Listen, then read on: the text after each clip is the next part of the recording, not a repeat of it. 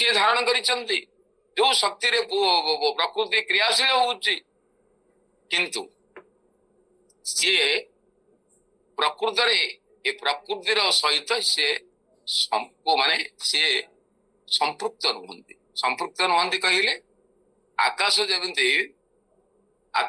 ଯେମିତି ଆମେ ଯଥାକାଶ ନଲିପ୍ୟତେ କୁହାଯାଇଛି ଭଗବତ ଗୀତାରେ ଗୋଟେ ମନ୍ତ୍ରରେ। ଆକାଶ ଲିପ୍ତ ହୁଏ ନାହିଁ। ଆକାଶ ଲିପ୍ତ ହୁଏ ନାହିଁ କହିଲେ ଆକାଶରୁ ସୃଷ୍ଟି ହେଇଛି ବାୟୁ, ବାୟୁରୁ ସୃଷ୍ଟି ହେଇଛି ଅଗ୍ନି, ଅଗ୍ନି ବାୟୁ ଏସବୁ ଆକାଶରେ ଅଛନ୍ତି, କିନ୍ତୁ ଏ ଆକାଶ ଏସବୁରେ ଲିପ୍ତ ହୁଅନ୍ତି ନାହିଁ। କାହିଁକି ଲିପ୍ତ ହୁଅନ୍ତି ନାହିଁ? ଏ ଆକାଶରେ କାହିଁକି ପ୍ରତିକ୍ରିୟା ସୃଷ୍ଟି ହୁଏ ନାହିଁ? କଣ ପାଇଁ ହୁଏ ନାହିଁ? ଆପଣମାନେ ଦେଖିବେ, ପବନ ହେଲା, ଖୁବ ଜୋରରେ ପବନ ହେଲା, ଗଛ ଭାଙ୍ଗିଗଲା, ଘର ଦ୍ୱାର ଉପୁଡିଗଲା, ଅତି ଭୟଙ୍କର ବାତ୍ୟା ହେଲା। ପରେ ପରେ ଏ ବାତ୍ୟା ଶାନ୍ତ ହେଇଗଲା, ମେଘମୁକ୍ତ ହେଇଗଲା, ଆକାଶରେ ଚନ୍ଦ୍ରମା ଦେଖାଗଲେ। ତାହେଲେ ଏ ଆକାଶ ନା ସେ ବାତ୍ୟା ସମୟରେ କିଛି ପ୍ରଭାବ ଆକାଶରେ ପଡୁଥିଲା, ନା ବାତ୍ୟା ଛାଡିଗଲା ପରେ ସେ ଆକାଶରେ କିଛି ପ୍ରଭାବ ପଡିଲା। ଆକାଶ ନିର୍ଲିପ୍ତ ଭାବରେ ଯେମିତି ଥାନ୍ତି, ଶରୀର ସ୍ତୋପି କୌନ୍ତେୟ ନ କରନ୍ତି ନ ଲିପ୍ୟତେ। ପରମାତ୍ମା କହୁଛନ୍ତି, ଶରୀରରେ ମୁଁ ଥିଲେ ମଧ୍ୟ ମୁଁ କିଛି କରେ ନାହିଁ, ଲିପ୍ତ ହୁଏ ନାହିଁ। କେମିତି? ଆକାଶ ଭଳି। ପ୍ରକୃତରେ ଯୋଉ ପ୍ରତିକ୍ରିୟା ସୃଷ୍ଟି ହୁଏ, ବିକାର ସୃଷ୍ଟି ହୁଏ, କୋଉଠି ସୃଷ୍ଟି ହୁଏ?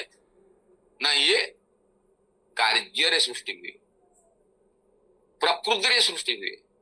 ପ୍ରକୃତି ଜନିତ ପ୍ରକୃତିରୁ ଯେଉଁ ସବୁ ସୃଷ୍ଟି ହୁଏ ତାଙ୍କୁ ସବୁ ବିକୃତି ବୋଲି କୁହାଯାଏ। ଶୁଦ୍ଧ ପ୍ରକୃତିକୁ ବିକୃତି କୁହାଯିବ ନାହିଁ। ପରମାତ୍ମାଙ୍କର ସ୍ୱଭାବ ଶୁଦ୍ଧ ପ୍ରକୃତିକୁ ବିକୃତି କୁହାଯିବ ନାହିଁ, ସେଠି ବିକୃତ ହୁଏ ନାହିଁ। ପ୍ରକୃତିରୁ ଯୋଉ ସବୁ ସମ୍ଭବ ହୁଏ, ଯାହା ସୃଷ୍ଟି ହୁଏ, ସେ ସବୁ ଗୁଡାକ ବିକୃତ ହେଇଯାଏ। ପ୍ରକୃତିରୁ ଗୁଣ ଆସିଛି, ଗୁଣ ହିଁ ବିକୃତିର କାରଣ। କାରଣ ଗୁଣ ସଂଘର୍ଷ ସତ ଅସତ ଯୋନି ଜନ୍ମସୁ। ଆସନ୍ତୁ ବିଷୟ ଭିତରେ ପ୍ରବେଶ କରିବା, ଆମେ ନହେଲେ ସାରିପାରିବାନି। ତାହେଲେ ଆମେ ଏଇଠି ବୁଝିଲେ ଯେ କାର୍ଯ୍ୟ କାରଣ ଅନୁସାରେ ଏ ସଂସାର ସୃଷ୍ଟି ହେଇଛି। ତାହେଲେ ଏ ସଂସାରରେ କାରଣ ରୂପରେ ପରମାତ୍ମା ଭଗବାନ ହିଁ ଅଛନ୍ତି। ରବି ଭାଇ ଏବେ କହୁଥିଲେ, କାର୍ଯ୍ୟ ଆଉ କାରଣ ଏକ ଅଭିନ୍ନ। ସିଏ ହିଁ କାର୍ଯ୍ୟ ରୂପରେ ସଂସାରରେ ଅଛନ୍ତି, ଭଗବାନ ହିଁ କାର୍ଯ୍ୟ ରୂପରେ ଅଛନ୍ତି। ଆପଣମାନେ ଜାଣିଛନ୍ତି, ଉପନିଷଦରେ କୁହାଯାଇଛି, ଏକ ଅହମ୍ ଭବିଷ୍ୟାମ ପ୍ରଜାୟାମ। ମୁଁ ଏକ ଅନେକ ହେବି। ଭଗବାନ କୁଆଡେ ଅନେକ ହେଲେ? ସେ ବିରାଟ ପୁରୁଷ ସଂସାରଟାକୁ ସୃଷ୍ଟି କଲେ, ତା ଭିତରେ ରହିଗଲେ। ଆଉ ଗୋଟେ ଉପନିଷଦରେ କହିଲେ, ଆଉ ଗୋଟେ ସୁନ୍ଦର ମନ୍ତ୍ର, ଯେ ଭଗବାନଙ୍କୁ ସୃଷ୍ଟି କଲେ, ସୃଷ୍ଟି କରି ତା ଭିତରେ ରହିଗଲେ। ତାହେଲେ ଭଗବାନ ହିଁ ପରିପୂର୍ଣ୍ଣ ହେଇକିରି ସବୁଟା ଅଛନ୍ତି। ଏବଂ ସୃଷ୍ଟିର ଯେତେବେଳେ ପ୍ରକ୍ରିୟା ଆରମ୍ଭ ହୁଏ, ଯେତେବେଳେ ଏ ସଂସାର ମହାପ୍ରଳୟରେ ଲୟ ହେଇଯାଏ, ପ୍ରକ୍ରିୟା ଆରମ୍ଭ ହୁଏ, ସେତେବେଳେ କଣ ହୁଏ? ସେତେବେଳେ ଭଗବାନ ତ ଅଛନ୍ତି, ପ୍ରକୃତି ବି ଅଛି, କିନ୍ତୁ ପ୍ରକୃତି ସେଇଠି ଅବ୍ୟକ୍ତ ଭାବରେ ଥାଏ। ଭଗବାନଙ୍କ ପାଖରେ ଭଗବାନ ଯେହେତୁ ସୂକ୍ଷ୍ମ, ଏବଂ ଭଗବାନ କାହାର କାର୍ଯ୍ୟ ନୁହନ୍ତି, ସମସ୍ତଙ୍କର କାରଣ। ସେ କାହାର କାର୍ଯ୍ୟ ନୁହନ୍ତି, ତାଙ୍କୁ କେହି ଉତ୍ପନ୍ନ କରିପାରିବ ନାହିଁ। ସିଏ ହିଁ ସାରା ଜଗତକୁ ଉତ୍ପନ୍ନ କରିଛନ୍ତି। ତେଣୁ ଭଗବାନ କାର୍ଯ୍ୟ ନୁହନ୍ତି, ସିଏ ହଉଛନ୍ତି କାରଣ। ଏବଂ ଭଗବାନ ପ୍ରକୃତରେ ଏ ଯୋଉ ଅବ୍ୟକ୍ତ ଭାବରେ ଯୋଉ ପ୍ରକୃତି, ସେ ଅବ୍ୟକ୍ତ ପ୍ରକୃତିରୁ ସିଏ ବିକୃତ ହୁଏ, ଗୁଣ ସୃଷ୍ଟି ହୁଏ। ଏବଂ ଗୁଣ ପ୍ରକୃତିରୁ ସୃଷ୍ଟି ହୁଏ। ଏବଂ ସେଥିପାଇଁ ତିନି ଗୁଣକୁ ପ୍ରକୃତିର ବିକୃତି ବୋଲି କୁହାଯାଏ। ଏବଂ ସେ ଗୁଣମାନଙ୍କର ପ୍ରଭାବରେ ମହତ୍ତତ୍ଵ ସୃଷ୍ଟି ହୁଏ। ମହତ୍ତତ୍ଵ ହଉଛି ସମଷ୍ଟି ବୁଦ୍ଧି। ଆମ ପାଖରେ ଯେମିତି ବୁଦ୍ଧି ଅଛି, ସେମିତି ଏଇଟା ହଉଛି ଆମର ହଉଛି ସଂକୀର୍ଣ୍ଣ ବୁଦ୍ଧି ବା ଆମର ବ୍ୟଷ୍ଟି ବୁଦ୍ଧି। ଆମ ପାଖରେ ଯୋଉ ବୁଦ୍ଧି ଅଛି, ଯୋଉ ବୁଦ୍ଧି ବଳରେ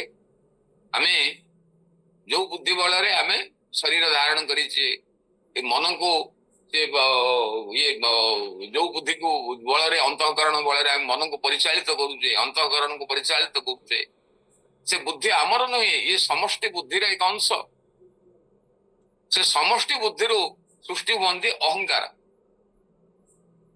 आपणकर अहंकार सृष्टि अहंकार तत्व सृष्टि हुए महतत्व से अहंकार तत्व सृष्टि हुए एवं अहंकार समष्टि अहंकार कह जाए से समष्टि अहंकार पंच तन्मात्रा सृष्टि हुए सृष्टिर प्रकरण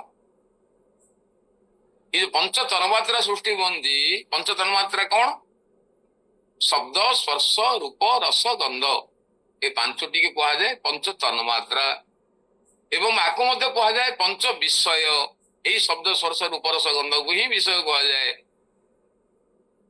ताहले प्रथमे शब्द तन्मात्रा रो आकाश सृष्टि है शब्दर व्यापकता हूँ आकाश मन रखु दयाक जमी गोटे मंजी देहरु विराट वृक्षर अस्तित्व थाए मंजीटी गछरे परिणत हुए गोटे बट गछ बर गछ आपण देखुं से बर गछ सत्ता गोटे छोट मंजी भितर थिला ताको कुआ खाई झाड़ा गला गोटे छोट मंजी सोरिष भली गोटे मंजी भितर बट गछर सत्ता थिला से मंजीरु ही ये विराट गछ सृष्टि है ठीक सेमिति ये जो शब्द हूँ आकाशर सृष्टिर कारण शब्द हूँ सृष्टिर कारण ये शब्द रु ही आकाश परिव्याप्त एते बड़ आकाश सृष्टि है एवं आकाश रु शब्द पुणी सृष्टि है दयाक बुझु आकाश रु आप शब्द रु आकाश है कह तन्मात्रा एवं सी आकाश सृष्टि है से आकाश रु पुणी से शब्द ही आकाश होती आकाश कहले शब्द ही आकाश परिणत एवं पंच तन्मात्रा होती ये जो पंच महाभूत आहरी सूक्ष्म से आकाश शब्द रु सृष्टि है आकाश एवं से आकाश शब्द ही रहिला शब्द ही स्थित रहिला शब्द ही से आउ थे लय हम पुणी से प्रसारित हो संकुचित हो शब्द परिणत हो एवं तेणु आकाश रु शब्द सृष्टि है एवं शब्द रु जो आकाश सृष्टि है कहुए पंच तन्मात्रा एवं आकाश रु जो शब्द सृष्टि हुए कहुए विषय एवं आकाश रु पुणी सृष्टि है अग्नि अग्निर आकाशर गोटे विषय आकाश सृष्टि वायु वायुर दुईटी विषय विषय कौन आपण मैंने आउ थे पचारे टे द्वंद्व दयाक टे ध्यान देकर आम आलोचना करिया ध्यान देकी शुणी माँ मैंने भाई मैंने समस्ते ज्ञानी गुणी पंडित टे एकाग्रता रक्षा करें विषयटा को शुणा कहीं विषयटा टे भगवत गीतार भारी गुरुत्वपूर्ण विषय सृष्टिर प्रकरण हूँ गुरुत्वपूर्ण विषय आगो न बुझिले कार्य कारण संपर्क आम बुझीपर ना ताहले इठी लक्ष्य करंतु ये जो शब्द सृष्टि है से जो शब्द रु सृष्टि है आकाश आकाश रु सृष्टि है पुणी शब्द ताले शब्द हूँ आकाशर विषय आकाशर विषय जार विषय पांचटी विषय अच्छी शब्द स्पर्श रूप रस गंध जार विषय जेते बेसी जे विषय को धारण करिसंती विशेष माने विशेष गुण को धारण करिसंती से माने सेते स्थूल दयाकर बुझंतु आकाशर जेहेतु आकाश होची सूक्ष्म आपनकर ताठू शब्द सृष्टि हुए शब्दटा आकाशटू से विषयटा टिके स्थूल जहाँ आमर कान द्वारा आम ग्रहण करूँ शुणु शब्द को आम कान विषय को शब्द विषय को आम श्रवण ये द्वारा आम इंद्रिय द्वारा आम ग्रहण करूँ ताहले ये जो शब्द आकाशर सृष्टि अग्नि आपनकर वायु वायुर दुईटी विषय मन रखु वायुर केतोटी विषय शब्द स्पर्श रूप रस गंध वायुर कौन अच्छी आज्ञा स्पर्श अच्छी आउ कौन अच्छी ଶବ୍ଦ ଅଛି, ବାୟୁରେ ଶବ୍ଦ ହୁଏ, ଶବ୍ଦରୁ ସୃଷ୍ଟି ହେଇଛି ନା, ତେଣୁ ବାୟୁରେ ଶବ୍ଦ ଅଛି। ଦୟାକରି ବୁଝନ୍ତୁ, ଶବ୍ଦ ଅଛି। ଆଉ କେମିତି ସୃଷ୍ଟି ହେଇଛି ନା ଆକାଶରୁ ଯୋଉ ବାୟୁ ସୃଷ୍ଟି ହେଲା, ଆକାଶ ଯୋଉ ସୃଷ୍ଟି ହେଲା, ଆକାଶର ଯୋଉ ଶବ୍ଦରୁ ଆକାଶ ସୃଷ୍ଟି ହେଲା। କେମିତି ସୃଷ୍ଟି ହେଲା ନା ଆକାଶ ତତ୍ଵ 50%, ଆଉ ଯୋଉ 50% ଅଛି, ଏଇ ଯୋଉ 50% ରେ ଅନ୍ୟାନ୍ୟ ଆଉ 4ଟି ତତ୍ଵ, ଯୋଉ ଦିଅଣା ଦିଅଣା ଦିଅଣା ଆଠଣା, ସେ ଆଠଣା ଆଠଣା ମାନେ 50%, ଆଉ ଦିଅଣା ଦିଅଣା ଦିଅଣା ମିଶିକିରି ଅଛି, ତାକୁ କୁହାଯାଏ ପଞ୍ଚୀକରଣ ପ୍ରକୃତି। ପଞ୍ଚୀକରଣ ହେଇଛି ସେଇଠି। ଏନା ଆକାଶରେ ମଧ୍ୟ ଆପଣଙ୍କର ଜଳ ଅଛି, ବାୟୁ ଅଛି, ଅଗ୍ନି ଅଛି, ମାଟି ଅଛି, ସବୁ ଅଛି ଆକାଶ। କିନ୍ତୁ ଆକାଶ ତତ୍ଵ 50%, ଆଉ 50% ତ ଅଛି। କିନ୍ତୁ ସେ କେମିତି ଅଛି ନା ଅବ୍ୟକ୍ତ ସୂକ୍ଷ୍ମ ରୂପରେ ଅଛି, ଅବ୍ୟକ୍ତ ଭାବରେ ଅଛି। ସେମିତି ଆକାଶରୁ ସୃଷ୍ଟି ହେଲା ବାୟୁ, ବାୟୁରେ ଅଛି ଦୁଇଟି ବିଷୟ। କେବଳ ସ୍ପର୍ଶ, ବାୟୁକୁ ଆମେ ସ୍ପର୍ଶ କରିପାରୁ, ସ୍ପର୍ଶ ଆଉ ଆପଣଙ୍କର ଶବ୍ଦ। ଏବଂ ବାୟୁରୁ ସୃଷ୍ଟି ହେଲା ଅଗ୍ନି, ଅଗ୍ନିର 3ଟା ବିଷୟ। ଦେଖନ୍ତୁ, ଯାହାର ଯେତେ ବିଷୟ ଅଧିକ ସିଏ ସେତେ ସ୍ଥୂଳ, ଯେତେ ବିଷୟ କମ ସିଏ ସେତେ ସୂକ୍ଷ୍ମ। ଅଗ୍ନି ଶବ୍ଦଠୁ ସ୍ଥୂଳ, କାହିଁକି ନା ଅଗ୍ନିର ରୂପ ଅଛି। ଉପନିଷଦରେ କୁହାଯାଇଛି ସୃଷ୍ଟି ଆରମ୍ଭରୁ, ପ୍ରଥମେ ଆରମ୍ଭ ହେଇଛି ଯେତେବେଳେ ବ୍ରହ୍ମା ସୃଷ୍ଟି କଲେ, ସୃଷ୍ଟି ଆରମ୍ଭ ହେଲା, ସେତେବେଳେ ଅଗ୍ନିଙ୍କର ଭୂମିକା ଏ ସୃଷ୍ଟି ପାଇଁ ବହୁତ ବେଶୀ। କାହିଁକି ଅଗ୍ନି ହିଁ ଜଗତ ରୂପରେ ରହିଛନ୍ତି ସ୍ଥୂଳ ଭାବରେ। ଆଉ ସମସ୍ତେ ଶବ୍ଦ ମଧ୍ୟ ସୂକ୍ଷ୍ମ, ବାୟୁ ମଧ୍ୟ ସୂକ୍ଷ୍ମ। ବାୟୁକୁ ଅବ୍ୟକ୍ତ, ଆମେ ବାୟୁକୁ ଦେଖିପାରିବେ ନାହିଁ, ଆପଣ ଦେଖିପାରିବେ ନାହିଁ, ତାର ରୂପ ନାହିଁ। କିନ୍ତୁ ଅଗ୍ନିର ରୂପ ଅଛି। ଅଗ୍ନିର ଆପଣଙ୍କର 3ଟି ଅଛି, ଶବ୍ଦ, ସ୍ପର୍ଶ, ରୂପ। 3ଟି ବିଷୟ ଥିବା ଯୋଗୁଁ ଅଗ୍ନି ହଉଛି ସ୍ଥୂଳ। ସ୍ଥୂଳ ଜଗତ ସୃଷ୍ଟି ହେଇଛନ୍ତି ଅଗ୍ନିଙ୍କଠୁ। ଦୟାକରି ବୁଝନ୍ତୁ, ଉପନିଷଦରେ ଏ କଥା କୁହାଯାଇଛି। ଛାନ୍ଦୋକ୍ୟ ଉପନିଷଦରେ ଏ କଥା ଅତି ସୁନ୍ଦର ଭାବେ ବର୍ଣ୍ଣନା କରାଯାଇଛି। ଭାଇ ଅଛନ୍ତି, ରବି ଭାଇ ପଢିଥିବେ। ଏବଂ ଅଗ୍ନିରୁ ସୃଷ୍ଟି ହେଇଛନ୍ତି ଜଳ। ଅଗ୍ନିରୁ ସୃଷ୍ଟି ହେଲେ ଜଳ। ଜଳର କେତେଟା ବିଷୟ ଅଛି? ନିଶ୍ଚୟ 4ଟା ଥିବ। କାହିଁକି ଆପଣ ଗୋଟେ ଗୋଟେ କମି କମି ଆସିଛି, କାରଣ କାର୍ଯ୍ୟ ଅନୁସାରେ କମି କମି ଆସିଲା। ଜଳର କେତେଟା ଇଏ ଅଛି, ବିଷୟ ଅଛି ନା ଜଳର କେବଳ ଆପଣଙ୍କର ସ୍ୱାଦ, ଆପଣଙ୍କର ଶବ୍ଦ ଅଛି, ଶବ୍ଦ, ସ୍ପର୍ଶ, ରୂପ, ରସ, ଗନ୍ଧ ନାହିଁ ଆଜ୍ଞା। ଗନ୍ଧ ତନ୍ମା ବିଷୟ ନାହିଁ। ଦୟାକରି ବୁଝନ୍ତୁ, ରସ ତନ୍ମାତ୍ରାରୁ ଜଳ ସୃଷ୍ଟି ହୁଏ। ରସ ତନ୍ମାତ୍ରା ହଉଛି ଜଳର ପ୍ରଧାନ। 50% ହଉଛି ରସ, 50% ରସ ଥିବାରୁ ସେ ରସ ତନ୍ମାତ୍ରାରୁ ସୃଷ୍ଟି ହେଇଛି। ଏବଂ ସେ ରସ ତନ୍ମାତ୍ରା ରୁ ସୃଷ୍ଟି ହେଇଛି ଜଳ। ଏବଂ ଜଳରେ କଣ ଅଛି? ଜଳରେ ଗନ୍ଧ ନାହିଁ। ଆପଣ କହିବେ ଜଳ ତ ସ୍ମେଲ ହଉଛି, ନାହିଁ ଆଜ୍ଞା।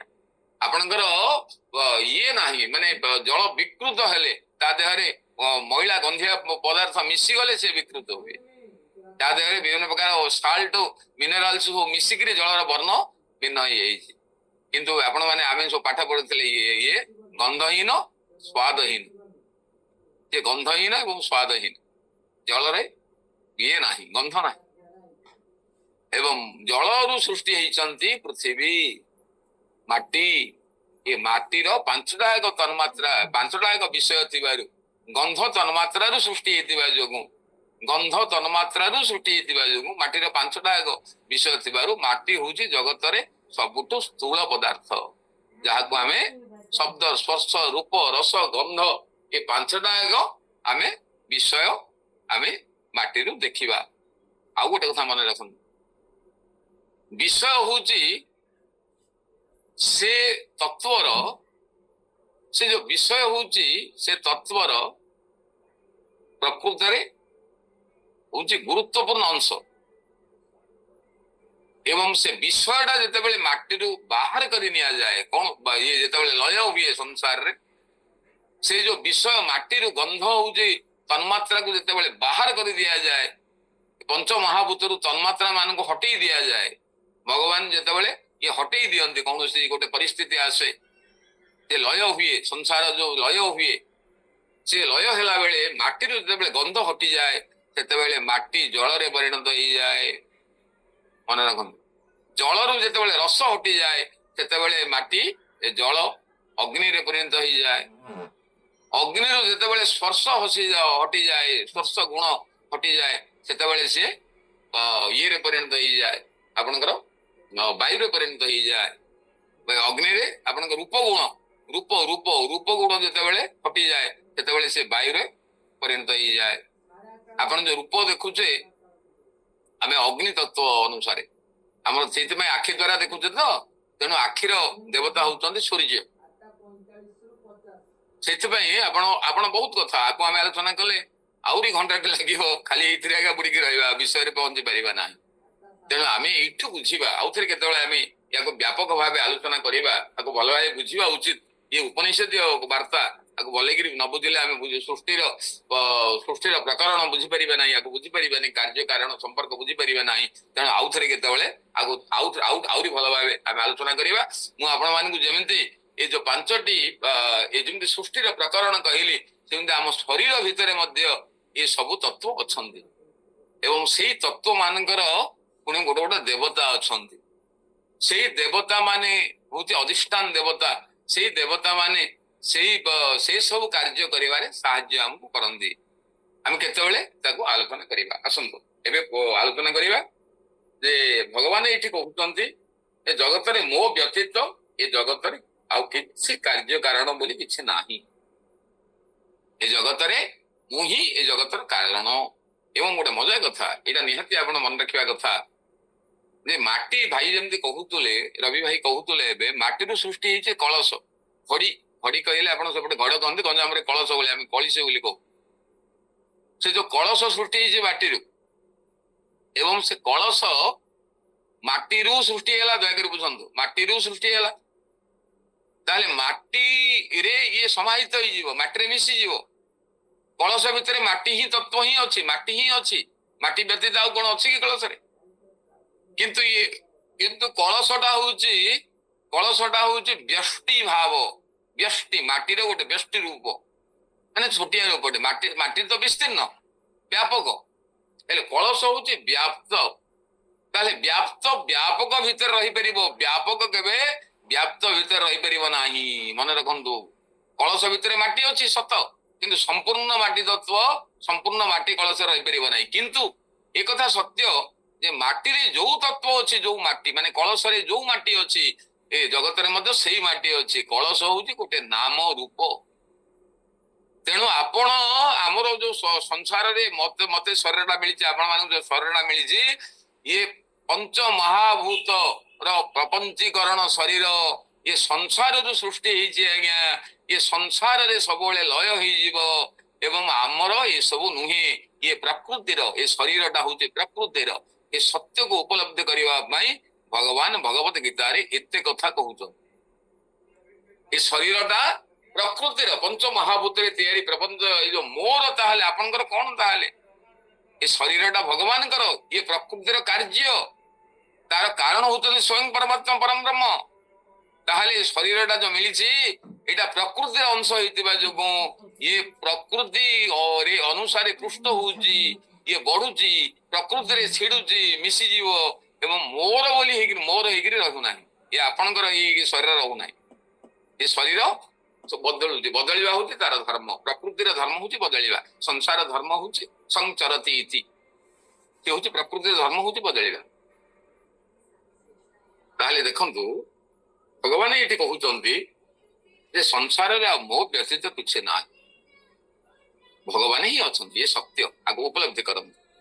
ଏବଂ କେଣେ ମଜା କଥା ଆହୁରି, ଏକ ଭଗବାନ, ଗୋଟିଏ ଭଗବାନ ସବୁଠି ପରିପୂର୍ଣ୍ଣ ହେଇକିରି ଅଛନ୍ତି, ତାଙ୍କ ସତ୍ତା ହିଁ ଅଛି। ତେଣୁ ଆଜି ଯୋଉ ସୁକାନ୍ତି ମାଙ୍କ ପାଖରେ ଯୋଉ ପରମାତ୍ମା ଅଛନ୍ତି, ମୋ ପାଖରେ ଯୋଉ ପରମାତ୍ମା ଅଛନ୍ତି, ସୁଜାତା ମାଙ୍କ ପାଖରେ ସେଇ ପରମାତ୍ମା ଅଛନ୍ତି, ସେଇ ମାନେ ଗଡ ଇଜ ୱାନ, ଭଗବାନ ଜଣେ। ପୁରୀ ରହିଛି ସର୍ବଠାର ଗୋବିନ୍ଦ, ମୋଟେ ଭିତର ବାହାର ଗୋବିନ୍ଦ, ସକଳ ଜୀବେ ଆତ୍ମା ଏକ ଗୋବିନ୍ଦ, ଅଜ୍ଞାନୀ ମାନଙ୍କୁ ଅନେକ ଗୋବିନ୍ଦ। ଓଡିଆ ଭାଗବତ କହିଲେ ସକଳ ଜୀବେ ଆତ୍ମା ଏକ ଗୋବିନ୍ଦ। ଯଦି ଆତ୍ମା, ଯଦି ପରମାତ୍ମା ଆପଣଙ୍କର ଇଷ୍ଟ, ଆପଣଙ୍କର ଭଗବାନ जदि सबुटे परिपूर्ण होकर अछंती समस्तଙ୍କ पाखरे अछंती ताहले आपणकर द्वेष आपण काहाकू द्वेष करूचंती काहाकू आ का ऊपर रागुचंती काहाकू गाली करूचंती काहाकू असूया दृष्टि रे देखुचंती से कोन आपण गुटे अलगा की जदि वासुदेव सर्वम आपणकर भगवान जदि सबुटे परिपूर्ण होकर अछंती भगवान के व्यतीत आ किछि नाही जगत रे ताहले आपण आ काहाकू निंदा करिवे काहाकू प्रशंसा करिवे काहाकू गुणा करिवे भाई ये होची यही भाव होची भगवत भाव भगवान 11 अध्याय रे कहिबे 55 श्लोक रे मत कर्म कृत मत परम मद भक्त संग वर्जित निर्वैर सर्वभूतेषु जो मामित सपांडव हाँ भक्ति रे प्रवेश करबा आगरु भगवान कहउचंदी भक्ति को जीवा पूर्वरु आमे सप्तम अध्याय रे भक्ति रे अच्छे भक्ति रे जीवा पूर्वरु भगवान कहउचंदी पांचटा को अभ्यास करो ताहले तमे भक्ति रे प्रवेश करिवो आ आपण सकाळु उठिबे महाप्रभु को पूजा करिवे चंदन डबा बड्ड चंदन डबा लगेबे पाट पिंदिबे किंतु दिन जागा आपणकर व्यवहार रे केही संतुष्ट नथिबे स्त्री को गाली करिवे पुओ को गाली करथुबे व्यवहार रागी गिरी गाली नाग सब ओळिया होउथिबे अरे भाई कौन हबो की भक्ति से आपण जदि जगत को भेद बुद्धि रे देखुचंती आपण जदि जगत को भेद बुद्धि रे देखुचंती मोर तार सियार मोर जगत को देखुचंती ताहले की भक्ति करिवे भक्तिर अर्थ होची अभेद दर्शनम भक्तिर अर्थ होची नो डिविजन डिविजन नहीं कौन एक एक भक्ति विशिष्यते एक भक्ति भक्ति केवल भगवान को भगवान ही सबुटे अछंती संसार को भगवत स्वरूप भाव रे भल पाइबार नाम होची सबुटे श्रेष्ठ भक्ति मन रखु भगवत गीता एक कथा हमको शिखाए तुमको टी अड़ुआ लगुथबो आलोचना कला बेले टी अड़ुआ लगुथबो जे ओडाक अति उच्च कोटर कथा आमे एमते कोन करि परिबा अरे भाई परिबा पई भगवान कहिचंती एमते अनेक जन्म लागि जाऊ हमको ए सब करिबा को ही हबो आ कले ही कल्याण हबो ए सत्य को उपलब्धि करंतु कले ही कल्याण ये होची गुरुत्वपूर्ण कथा भगवत गीता समय ही होची भगवान कहउचंदी जे मो व्यतीत संसार रे किछि नाही किंचित न किंचित अस्ति भगवान कहउचंदी न किंचित अस्ति माने किछि नाही आपणकर ये हिरण्यकशिपु पचारला प्रहलाद को प्रहलाद तो हरि कोउटा अछंती प्रहलाद कहले पिता इमिति कौन से स्थान नहीं जोटे मो हरि नाहंती अत्र तत्र सर्वत्र से परिपूर्ण सबुठी से परिपूर्ण होकर अछंती संदेही हिरण्यकशिपु पचारला संध्यात्मा विनशंती हिरण्यकशिपु तो